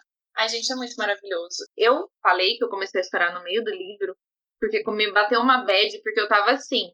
Eu me apeguei tanto aos personagens desse livro, principalmente ao Fermin, porque o Daniel me dá raiva, e que eu comecei a pensar, gente, mas tá acabando, eu vou ter que me despedir. E era como se eu estivesse me despedindo de um amigo, sabe? De uma pessoa que eu garrei amor. Era como se eu estivesse me despedindo dele. E eu tava aqui, por que vai acabar o livro? Eu tava chorando aqui, eu não vou ter mais o Fermin pra me fazer dar risada com os melhores conselhos. Com as maiores loucuras e com suas balas sugos de limão. Melhora um dia de qualquer pessoa. E quando você descobre por que ele gosta tanto dessas balinhas, você fica com o coração apertadinho, né, tadinho? Porque ele passou muitas privações na vida. E digo mais, porque Fermin é o melhor personagem. Porque Fermin tinha tudo pra ser um desgraçado filho da puta, porque a vida bateu nele o tempo todo. Exato. Ele apanhou da vida, ele se fudeu pra caralho, ele morou na rua e o diabo 4, assim. E não perdeu a esportiva, né? Ele podia ser uma pessoa amargurada, ele podia ser uma pessoa filha da puta, ele podia ser um chatão. Não, ele continua levando a vida na esportiva, tendo um coração gigantesco, sendo uma pessoa boa o tempo inteiro, engraçadíssimo, com as melhores tiradas, e ele é o melhor personagem de todos os tempos, o melhor amigo. Qualquer pessoa deveria ter, não é nem poderia, deveria ter. Daniel não sabe a sorte que ele tem. Se não fosse o Fermin na vida do Daniel, eu não sei o que ia ser daquele moleque. O Fermin é o melhor de todos, gente, não tem como. Eu não consigo, eu começo a falar, eu começo a ficar emotiva, porque eu não tenho argumentos. Porque meus argumentos é só, ele é o melhor de todos. Mas já é válido, lógico. Ah, então. E pra você, Luiz? Então eu gostaria de discordar de tudo que vocês vão. Nossa. A Luiz é do contra, gente. Eu te expulso de uma vez desse podcast. Se você falar mal do Fermin, aí a expulsão vai ser verdadeira. Ai, gente, eu me irrito muito com ele. Eu não acho muito engraçado, não. Ai, eu não gosto. Por quê? Ele achava que ele era muito mulherengo, mas isso é uma característica. Muito machista. Ai, eu me irritava. Eu não. Cadê o senso de humor? Ele só falava. No Tirava uma onda. final das contas, a mulher dele mandava e ele fazia o que ela queria. Exatamente. Ele nunca fez nada, era só graça. Era só papo. O tempo todo papo sem vergonha. Luiz, você é estranha. A parte assim foi. Você acha? Não, você não serve de base. Não, eu não. Tá bom, então qual foi o teu preferido? Eu tava aqui pensando cá comigo, eu e minhas vozes, e aqui eu acho que é a Isabela. Eu acho que. Porque eu tava pensando assim, que no fim ela também é a personagem que une os 4 livros, né? Apesar de estar morta, né? No A Sombra do Vento, né? Que é a mãe do Daniel, né? Ela já morreu, né? Tanto que é assim que a gente. Logo que começa o livro. Mas ela acaba unindo os 4 livros, é uma personagem que aparece nos 4 livros. E eu acho que ela é muito forte, assim, ela é muito decidida, ela faz o que ela quer. E é isso, né? Não sei, eu gosto bastante dela. Achei bem marcante, assim, o 4º livro foi decisivo pra mim gostar, assim, tanto dela. E porque a gente descobre mais coisas sobre essa personagem, os segredos aí escondidos, as 7 chaves. Então, eu acho que a Isabela talvez seja minha personagem favorita. Tananã. Não, é que eu fiz 3 perguntas ali, mas beleza. Pois é, que a Thaís também respondeu só a primeira, né? Depois a gente... Responde a primeira, depois a gente vai pras outras. Então tá bom, então eu vou responder igual, depois a gente volta. A gente tá falando bem primeiro. Tá. O meu personagem preferido também é o Fermin, por tudo que a Thaís falou. Ele, eu acho que é a cola que gruda todo mundo, apesar de concordar com a Luísa aí sobre a Isabela. mas ele tá ali presente em tudo, ele ajuda tudo, ele tem aquela sagacidade dele, ele tem a versatilidade dele, ele já sofreu e tá de bom humor, ele ajuda todo mundo, tira uma onda no povo. Às vezes, realmente, eu também senti em alguns momentos ele chato e irritante, mas os discursos dele a respeito das coisas em que ele acreditava Maravilhoso, gente. e também as tiradas, né, nas pessoas, ele tem, né, uma genialidade muito grande. Então, para mim, por tudo que a Thaisa disse e também por toda essa história, né, que espero que um dia vocês conheçam, ou quem já conhece sabe do que a gente está falando, é o Fermin Romero de Torres, que justamente até coloquei, né? Por que é o Fermin Romero de Torres? Eu até peguei aqui, eu vou pegar uma fala, um ensinamento de Firmin para Daniel no dia que o filho dele tava para nascer e o Daniel tava tendo uma síncope. Ótimo. E aí o Firmin tava lá, primeiro ele deu uma bebida lá para ele que eu lembro que eu postei nos meus stories. É uma mistura de barro com loucura. Levanta até defunto. Meu Deus do céu, eu falei, Jesus amado, ou você morre, ou você fica bom. Aí ele falou isso aqui pro Daniel, ó, sabe os conselhos de Firmin. Nada que vale a pena nessa vida é fácil, Daniel. Quando eu era jovem, eu pensava que para navegar pelo mundo bastava aprender a fazer bem 3 coisas. 1, amarrar o cadarço do sapato. 2, despir uma mulher como se deve. E 3, ler para saborear diariamente algumas páginas redigidas com brilho e destreza. Eu achava que um homem que pisa firme, sabe acariciar e aprende a escutar a música das palavras vive mais e principalmente vive melhor. Mas o tempo me ensinou que isso não basta e que às vezes a vida nos oferece a oportunidade de aspirar a ser algo mais que um bípede que come, excreta e ocupa um espaço temporário no planeta. E hoje, o destino, em sua infinita inconsciência, quis me oferecer essa oportunidade. Não é? Aí. Ensinamentos, né? E ele tem razão, não é? E ele usa essas palavras eruditas, né? Ele é bem old school na literatura e na fala e na eloquência. Então, Em sua infinita inconsciência, te deu essa oportunidade. Tipo, você não deveria ser, mas já que ele te deu, aproveita aí. né? Muito maravilhoso. Eu, sinceramente, no quarto livro, o Daniel caiu no meu conceito. Não, o Daniel já tinha caído no meu conceito Eu primeiro. gostava dele. Em Sombra do Vento eu gostava bastante dele. Mas no quarto livro ele. Daniel é um tontão. Ele começa tonto, continua tonto e termina tonto. Peraí que eu vou ter que falar só mais um ensinamento, porque esse aqui é melhor. É rapidinho nesse, tá? Só mais um ensinamento de... A gente precisa provar por que o Fermin é o melhor de todos. Sempre tinha pensado que o destino... Olha lá, ele sempre fala assim. Eu sempre pensei que o destino... Além da sua mania de atropelar os inocentes pelas costas e, se possível, sem avisar, também gostava de se aninhar em estações de trem nas suas pausas para descanso. Ali começavam ou terminavam tragédias e romances, fugas e regressos, traições e ausências. A vida, pensava, é uma estação de trem onde quase sempre a gente sobe ou é subido no vagão errado. E não é? Claro que é. Nem Esse destino. tá errado. Esse destino. O que é o destino? Que destino! Não tem destino, é você. É fazer a gente só tomar no cu nessa vida. Tem vários vagões errados aí. Errado ele não tava. Gente, ele nunca tá errado. E é assim, ó, o tempo inteiro ele dando esses conselhos maravilhosos, entendeu? Aí você traz isso pro autor. Meu Deus, que cara, gente. Tipo, é maravilhoso. Genial, né? Pra criar um personagem desse. Ele criou um personagem complexo e maravilhoso. A gente vai conseguir convencer a Luíse. Não, pra mim é maravilhoso, gente. Tá, e aí vocês não me responderam então. E qual que foi o mais marcante? Não, o mais marcante a gente respondeu. A gente não respondeu qual mais sem graça. Mas marcante não é o mesmo que o melhor? Não, pra mim assim, eu coloquei 3. O marcante, o preferido e o sem graça. O preferido, mas o marcante pra mim, por exemplo, foi o Davi Martins. É, o Davi. Porque ele teve o final mais trágico, né? Assim, mas... Não só pelos trajes, Coitado. mas toda a história dele é... Porque assim, a gente conhece também a história do Julián Carax, mas o Julián Carax... O Julián, pra mim... Nossa, do caralho. E agora? Foi sombrio e tudo mais, mas o Davi Martins, ele aparece mais vezes, talvez, então aprofunda um pouquinho mais a situação dele, que ele sofre e tudo mais. Então, nos 3 últimos livros ali, ele aparece muito. E eu não sei, a vida dele, o jeito dele, é que nem eu falei, essa proximidade da idade, talvez, e, enfim. Sim. Ele é um personagem que eu gosto, como eu falei, porque o Jogo do Anjo é meu livro favorito, é justamente por causa do Davi. O Davi e Isabela juntos é o que fazem aquilo rodar, sabe? Pois é, eu também ia comentar isso. Sim. A Isabela também entra no meu rol, assim, os dois de par ali são ótimos. Sim, e a Alicia também me marcou bastante, assim, como uma personagem que só tomou no cu a vida inteira também, a coitada, gente. Eu acho que ela é uma cria do Fermin, exatamente, porque ela parece que sofre as coisas Cara, e ele compreende Só ela. só que ela não tomou o mesmo caminho dele de não ser amargo. Exato. Porque ela é amarga. É. Eu acho Entendeu? o Davi e a Alicia muito parecidos. Sim, apesar de ela ser criada por mim, sem dúvida eles são mais parecidos. Porque a Alicia, que é a personagem do quarto livro, a gente só conhece ela no quarto livro, que a gente sentiu a dor dela no quadril porque ela tem uma dor crônica por conta da guerra.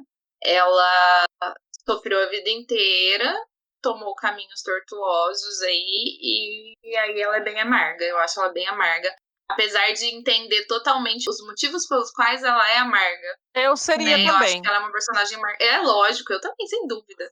Quem que aguenta ficar com dor a vida inteira, o tempo todo E presa naquela situação em que ela está ali com o chefe dela, enfim, né? Aquilo a gente desgasta até a gente, sabe? Essa desconfiança, esse abuso, na verdade, que ocorre ali, enfim. E pra você, Luíse?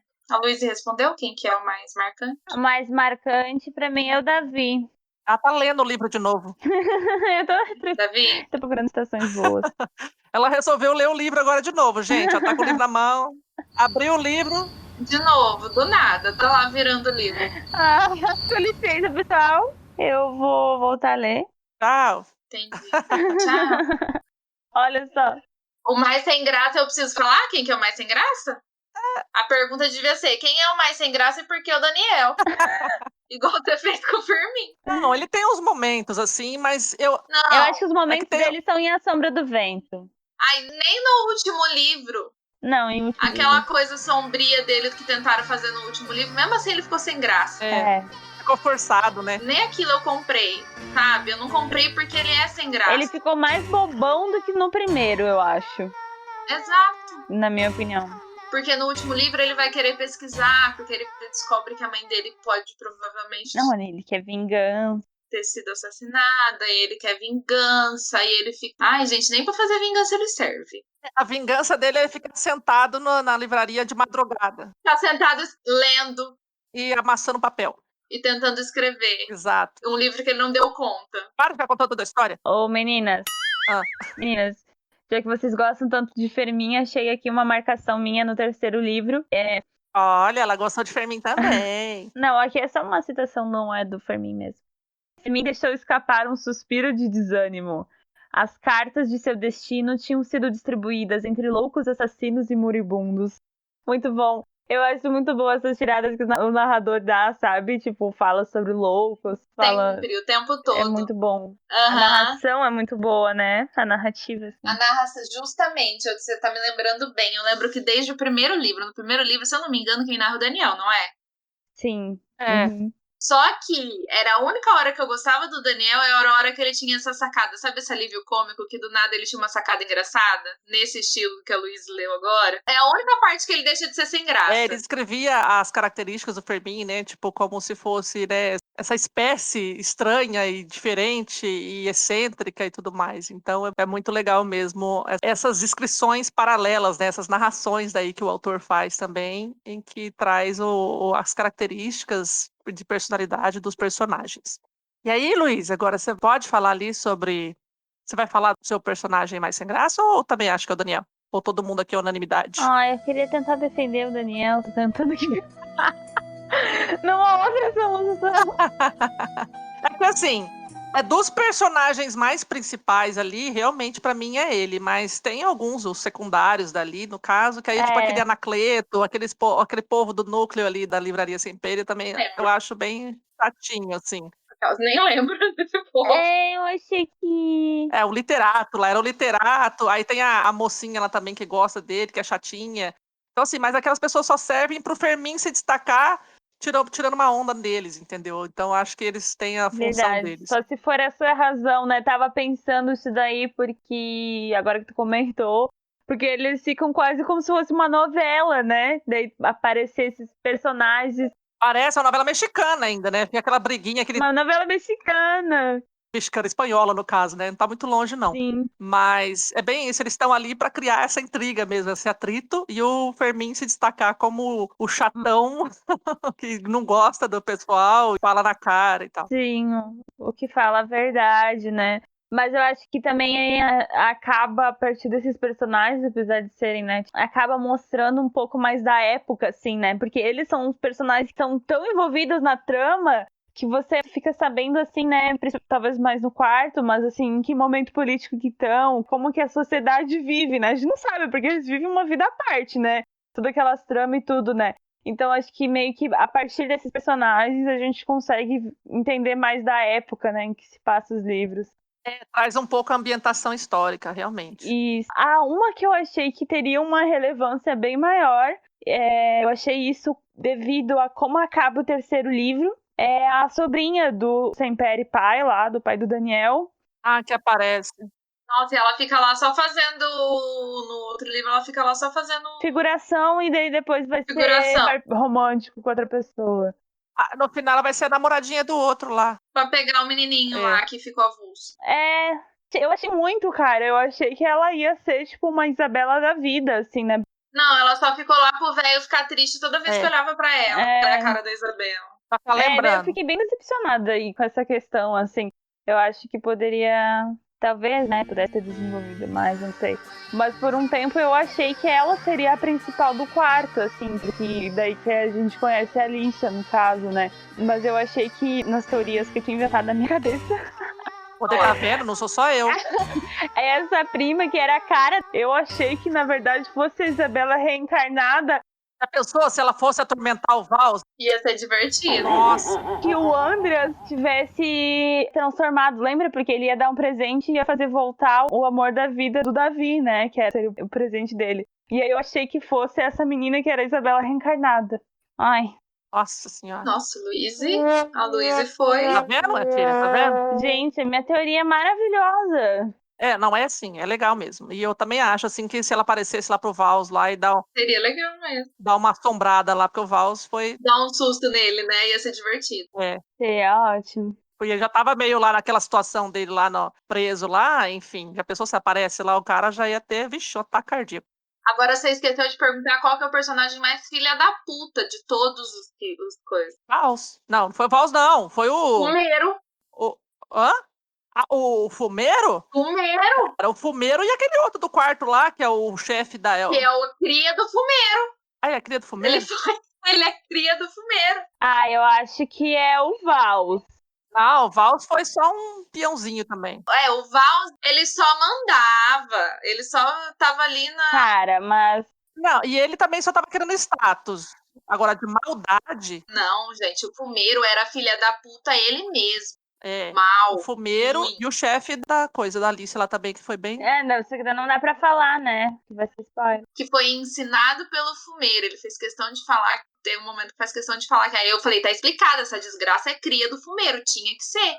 Aquele maldito lazarento que eu tenho daquele... Bem lembrado, eu tava esquecendo desse maldito. Filho de uma puta, agora eu vou ficar meia hora xingando. Cara, ele era mal por ser mal, tipo, ele encheu o saco do coitado do Fermin e perseguiu ele, por quê? Porque eu quero, entendeu? Na época da escola, quando aparece ele lá no primeiro livro, Jesus, o cara já era cuzão pra... Nossa. Sim.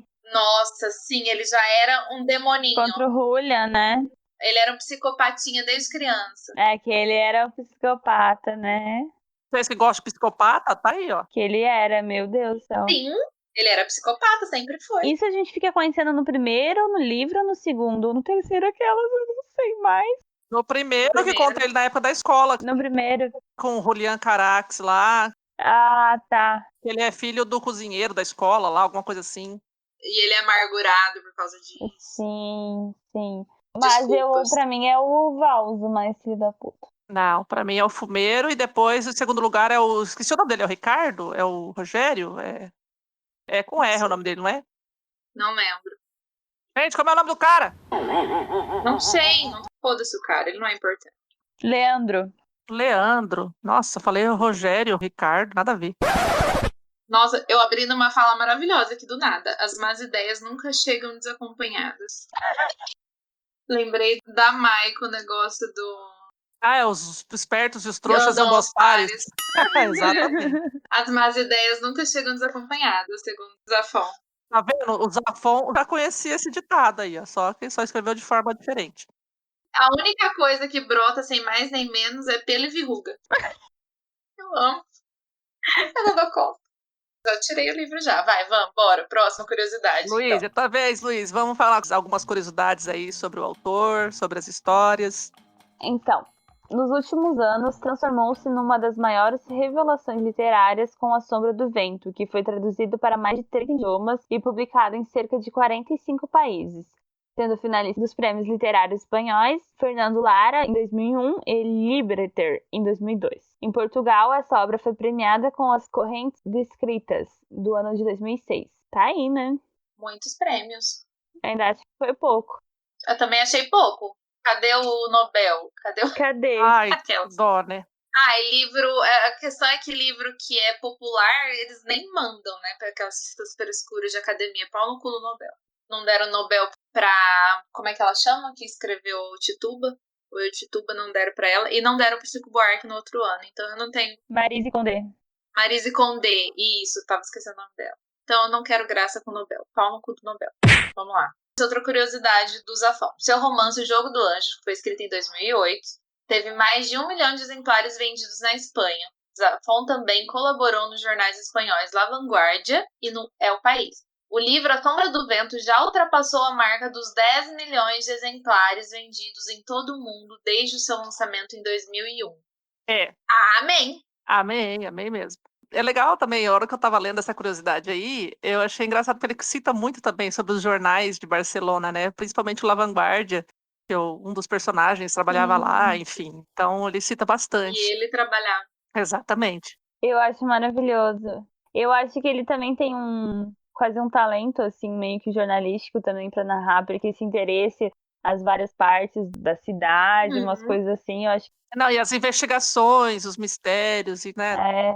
E ele traz detalhes sobre as redações também, né? Sim, acho que trazer essa vivência dele até, né, da redação do jornal e tudo mais. E é legal que no livro também, todos os comunicados e coisas geralmente tem, né, um destaquezinho como se fosse um folheto, alguma coisa de jornal, né? Verdade. É desenhadinho e tal, né? E aí, a parte triste, ele morreu no dia 19 de junho de 2020, há 1 ano exatamente. Eu fiz as contas aqui, provavelmente esse episódio vai sair bem nessa data, próximo disso. Então, está fazendo aí 1 ano da morte de Carlos Ruiz Zafón. Ele morreu em Los Angeles aos 55 anos, em decorrência de um câncer. E por este motivo, eu, fã número 1 deste autor, fiquei sensibilizada. Resolvi criar a leitura coletiva com as meninas. E lemos os 4 livros entre os meses de setembro de 2020 a janeiro de 2021. E foi só sucesso, porque esse livro deve ser lido, relido e, sei lá, eu vou dar uma de louca do morro, a Evelyn, a louca do morro, eu vou virar a louca do cemitério dos livros esquecidos, porque é um livro que a gente com certeza não vai cansar de ler e vai sempre gostar de se adentrar com esses personagens, essa história e tudo mais. E aí eu deixo a pergunta, obviamente, né? Deixa eu fazer o comentário, ela não me deixa falar. É que eu achei que já na pergunta você já ia responder, mas tá bom. Não, eu só ia falar que é ótimo. Eu só ia fazer um adendo que é ótimo, porque se a gente chama a Evelyn de a doida do morro, só o morro, você vai virar a doida do cemitério. Eu pensei a mesma coisa. Vai ficar esquisitaço, mas beleza. A doida do cemitério. Aceito. Ninguém vai entender, né? Maia é louca do cemitério. Gente, deixa eu contar um caos. Eu acho que eu sou, então. A louca no cemitério, eu acho que o cemitério me segue. Contar 2 causos, na verdade. Quando eu era adolescente, eu saía com umas pessoas que eram uma turminha nossa lá, que era meio, tipo, heavy metal gótico e não sei o que lá. Ai, não. Você não foi no clichê. Uma noite foi. Ai, meu Deus. Fui.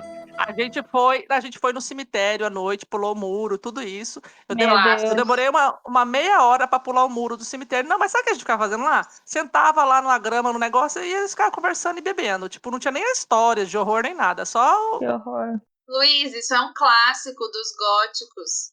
Mas eu não era É um gótica, clássico. tá, gente? Eu só fui. Mas você era amiga dos góticos. Viu? Vem escutar isso. Não, você fez a tour toda do gótico dos anos 90. Mas eu andava lá com o povo e foi uma situação, foi uma experiência. Então não nega! Que é ir no cemitério tomar vinho e ouvir música. É o clássico. Deixa eu contar. E aí, eu demorei umas meia hora pra subir pra entrar. Na hora, teve uma parte lá, em algum momento, passou uma viatura com a sirene. A gente nem sabia se era pra gente ou não. Todo mundo ficou morrendo de medo, saiu correndo, pulei o muro em 30 segundos. Quer dizer, 30 segundos não, né? Não sei nem como que eu saí de lá. Não? Mas eu saí. Viu como é que pula rápido? Aí eu não sei, porque cargas d'água, minha mãe ficou sabendo disso. E sabe aquele tiozinho do Instagram que fica falando assim, qual é a besteira que você fez quando criança? Ele não sei o que lá, e dá risada? Tem um de lá de Curitiba. Então, aí eu sempre assim, falar algumas coisas. Quando você fez quando era criança, não sei o que lá, e eu apanhei muito. Então, assim, eu cheguei em casa, nem lembro como foi que minha mãe ficou sabendo, e eu apanhei muito. Rimos muito, apanhei. Apanhei e fiquei de castigo. Causa número 2. Por coincidência, no ano passado, eu me inscrevi no estágio da prefeitura aqui de Londrina. Fui selecionada para fazer estágio aonde? Na SESF, na administração de cemitérios e funerárias da cidade. E que legal! Olha o que eu fazia. Eu visitava cemitérios e fazia enfim. A doida do cemitério. Eu fiquei meio arquivista e meio arquiteta, né? Porque o pessoal, né, sempre dá aquela aproveitada no conhecimento. E eu sim, então acho que faz sentido. Eu sou a louca do cemitério, que visita de noite, que visita no estágio e que lê o Cemitério dos Livros Esquecidos. Aproveita e deixa teu currículo lá no Cemitério dos Livros Esquecidos. Vou deixar, para ver se entro lá no lugar do Fernando. Quem sabe, né? Quem sabe. Mas tá, depois desses causos que eu sempre tenho que confessar alguma coisa aqui, tá parecendo confessionário. Ótimo. Porque você quer, ninguém nem Mas sabia. é legal, é porque tem a ver. Eu começo a fazer, engraçado. ligar essas coisas assim, eu comecei a, né, você começa a, tem muita coincidência aí, de repente. Agora que a gente já tá, né, chegando mais ou menos no final desse bate-papo, senão aqui a gente vai acabar relendo todos os livros, porque estamos as 3 aqui com a tetralogia na mão. A última pergunta que não quer calar. A série como um todo atendeu às suas expectativas? Não. Por quê, né? Não. Não atendeu suas expectativas? Não atendeu. Ela superou e muito. Exato.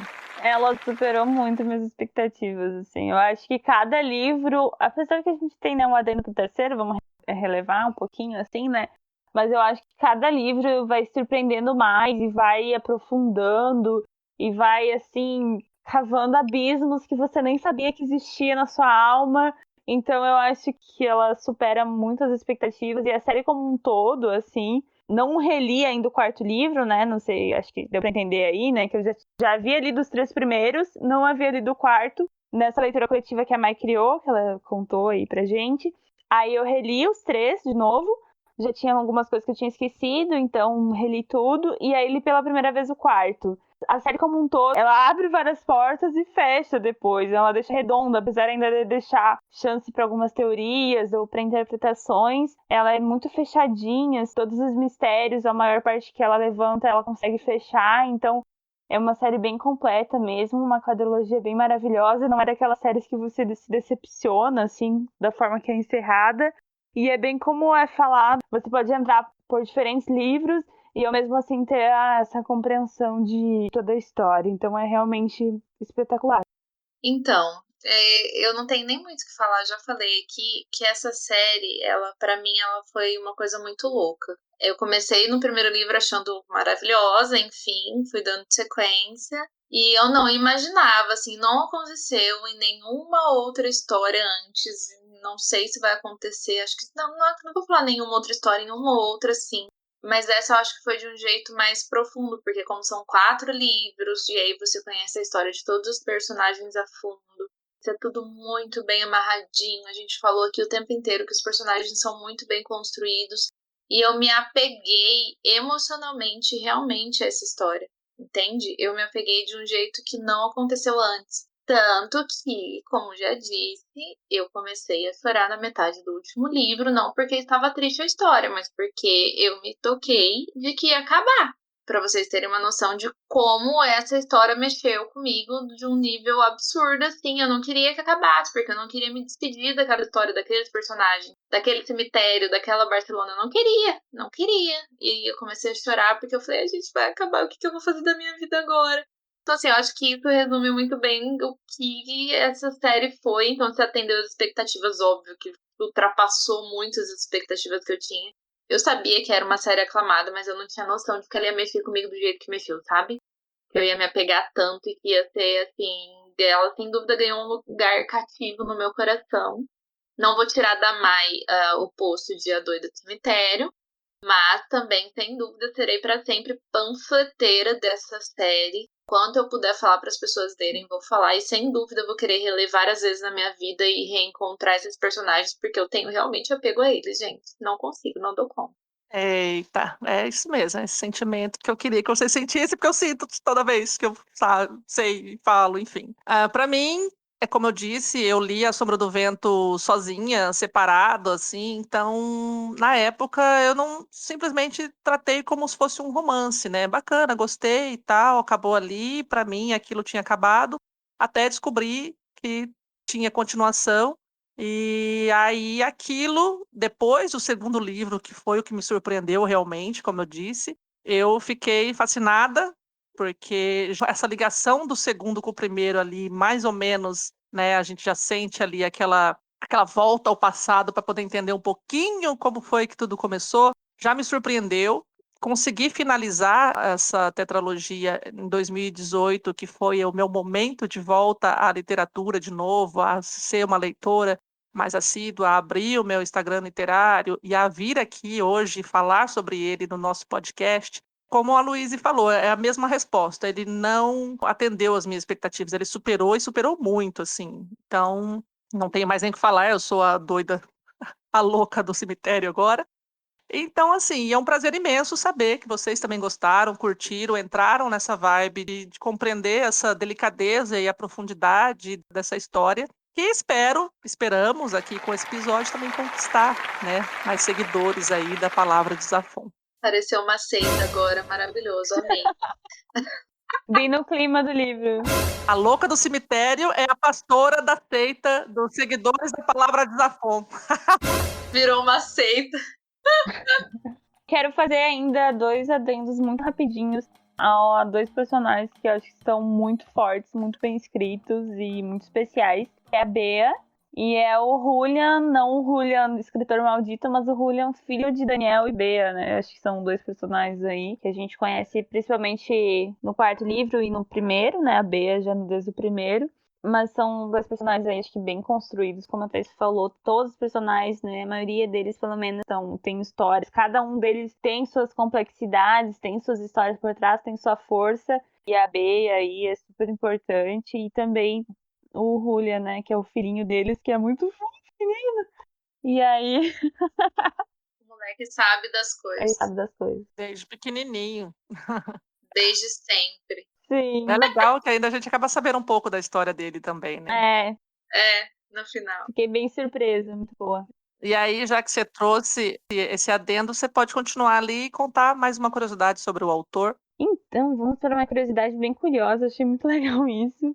É uma citação aqui que a gente pegou do site do Zafon, que é a seguinte: meu gosto por dragões já existe há muito tempo. Barcelona é uma cidade de dragões, que adornam ou zelam por muitas de suas fachadas, e temo ser um deles. Talvez seja por isso que, em solidariedade com o monstrinho, há muitos anos os venho coletando e oferecendo refúgio em minha casa, uma coleira para usar.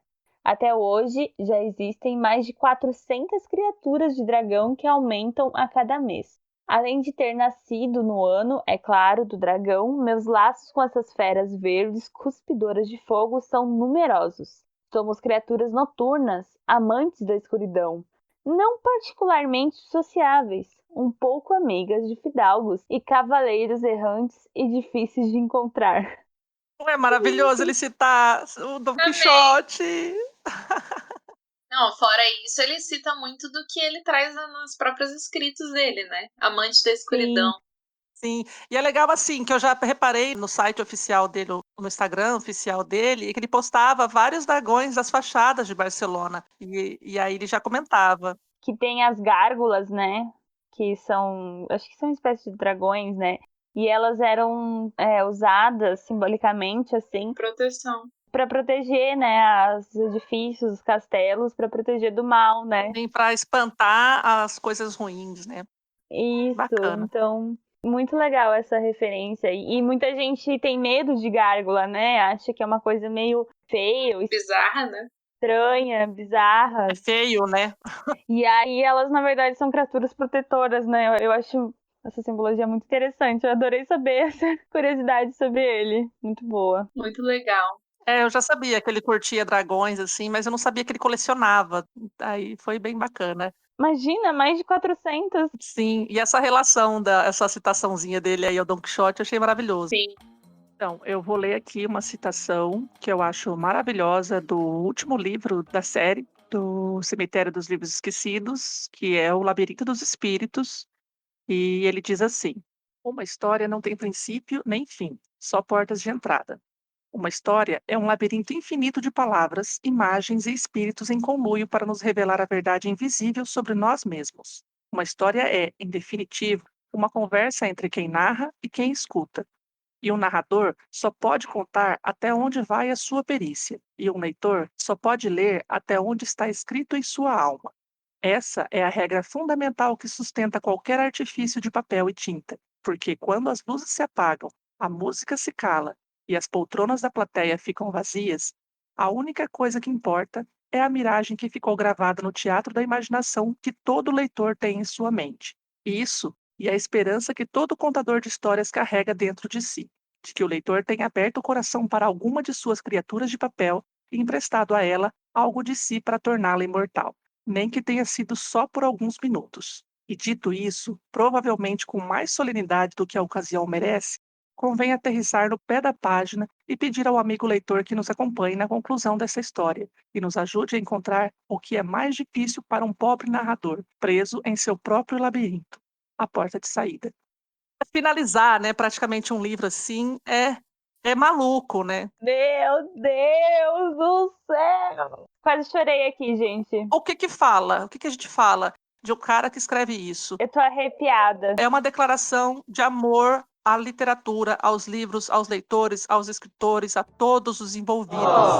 Ei, não tem mais nem o que falar, gente. O Zafão falou por nós. Verdade. Palavra de Zafon. Graças. A Deus. Olha, não quero dizer nada, né? Mas em Jogo do Anjo, a gente tem certa pessoa querendo criar uma religião, né? Ops, Nossa, é verdade, gente. Ele tá doutrinando a gente. É muito subliminar isso aí, hein? E as religiões são criadas com base em histórias, né? Em narrativas. E aí ele tem essa, né? Essa Para, teoria. Luiz. Não tô doutrinada, não. Imagina. você tá criando uma seita? Sei, não. Vamos ouvir a palavra de Zafon. Vamos ler a palavra de Zafon. Mas, meu, Pronto. esse cara, eu acho que assim, nessas horas eu acredito, sei lá, em reencarnação e não sei o quê, em espíritos e tudo mais, porque escrever com essa sensibilidade, essas palavras, parece que ele, pelo menos nessa fala, parece que ele se entregou para o leitor e falou: olha, tudo que a gente espera de você é que você aprecie, que você consiga colocar na sua cabeça aquilo que eu estou tentando te passar, criar e tudo mais. É simplesmente maravilhoso e aquela sensação que você conversa com o autor ali. Eu falo assim, tipo, aí você responde, amém. Não, tô brincando. Amém. Você responde, Sim, senhor. Sim, senhor, sim, senhor. sim, senhor, senhor. Eu compreendi, eu vivi, eu senti isso que você passou.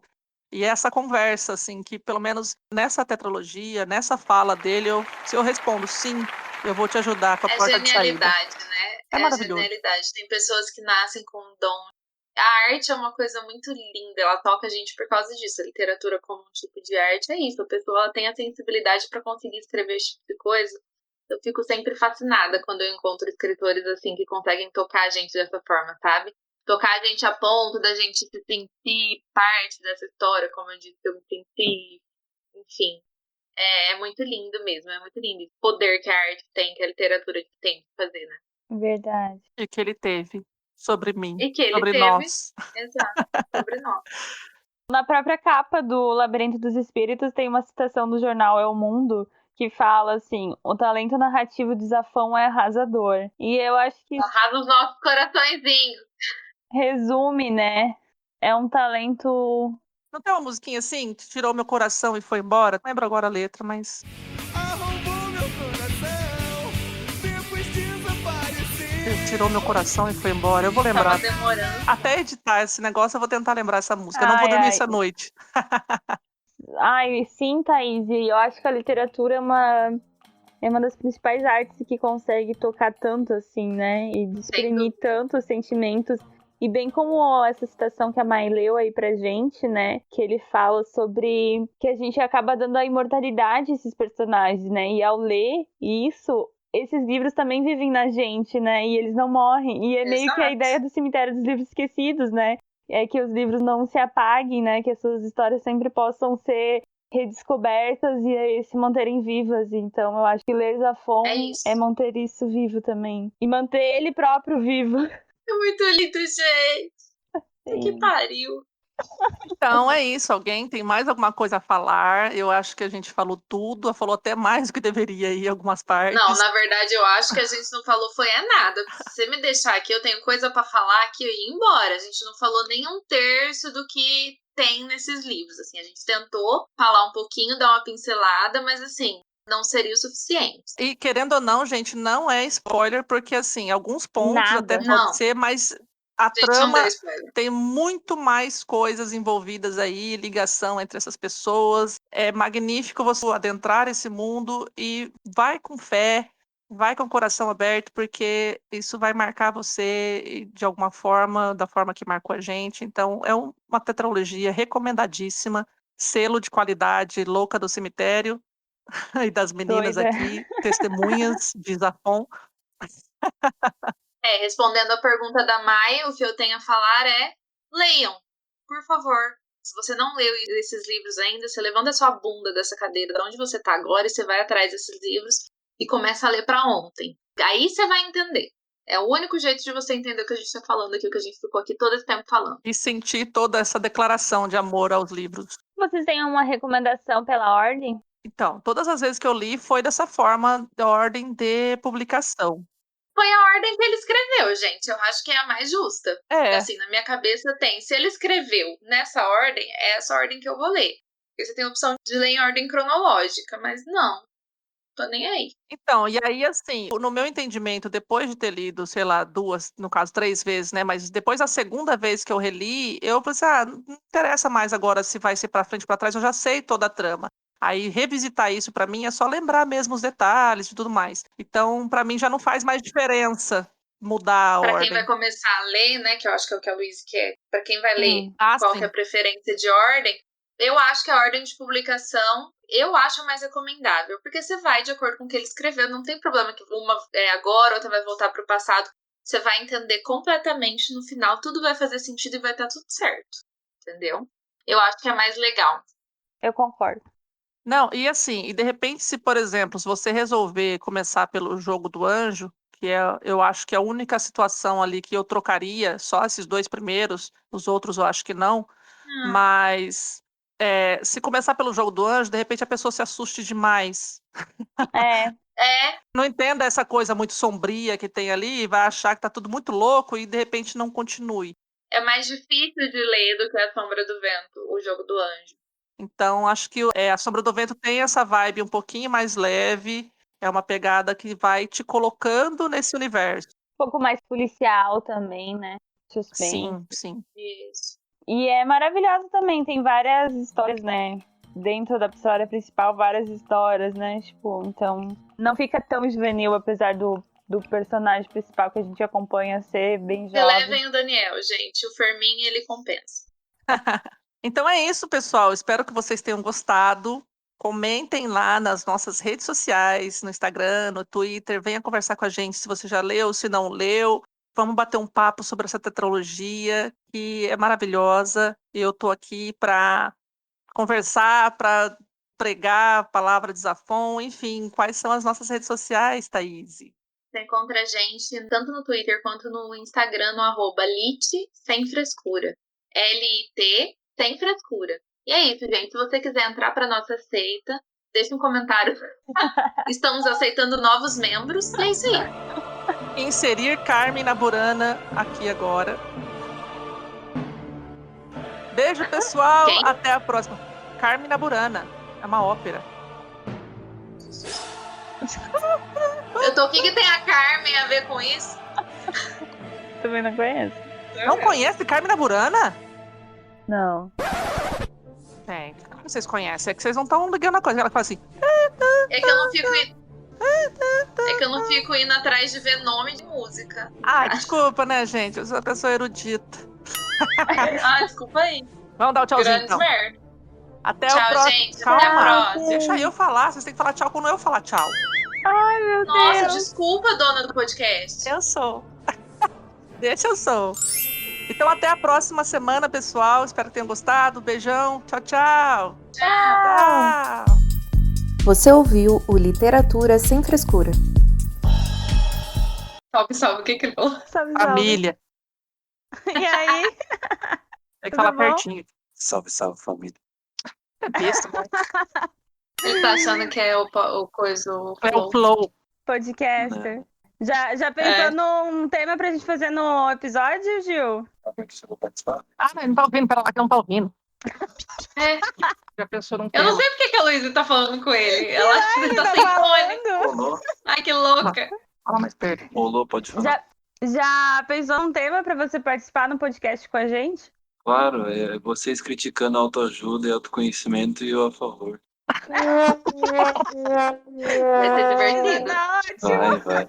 Vai ser divertido. Eu acho que é uma boa ideia. Você tá lascado. Vai juntar 4 contra 1. Pra Só isso que eu participar queria dizer. comigo pra falar sobre política. Você, sai daqui. Não política. Nossa, não. É, porque, Política tipo, não. A gente eu tô lendo um livro que é de filosofia da Ayn Rand. E ela escreveu A Revolta de Atlas, tá ligado? Então é um tema bem... Thaís dormindo ali. Ah, então nem vou. Vamos falar sobre Eu vou botar autoajuda aqui que assim, se interessa melhor. É que a gente vai brigar. Ah, eu quero ler uma citação. Gente, a citação é depois, tá ali, ó. É depois, Luiz. Oh. Tá, lê agora aí. Olha só, é no Labirinto dos Espíritos essa citação. Uma história não tem princípio nem fim, só portas de entrada. Uma história é um Como que é minha labirinto... citação? Você não tá vendo ali, minha filha? Ah, eu não tô vendo, meu negócio tá atrasado. Parabéns pra Ah. você.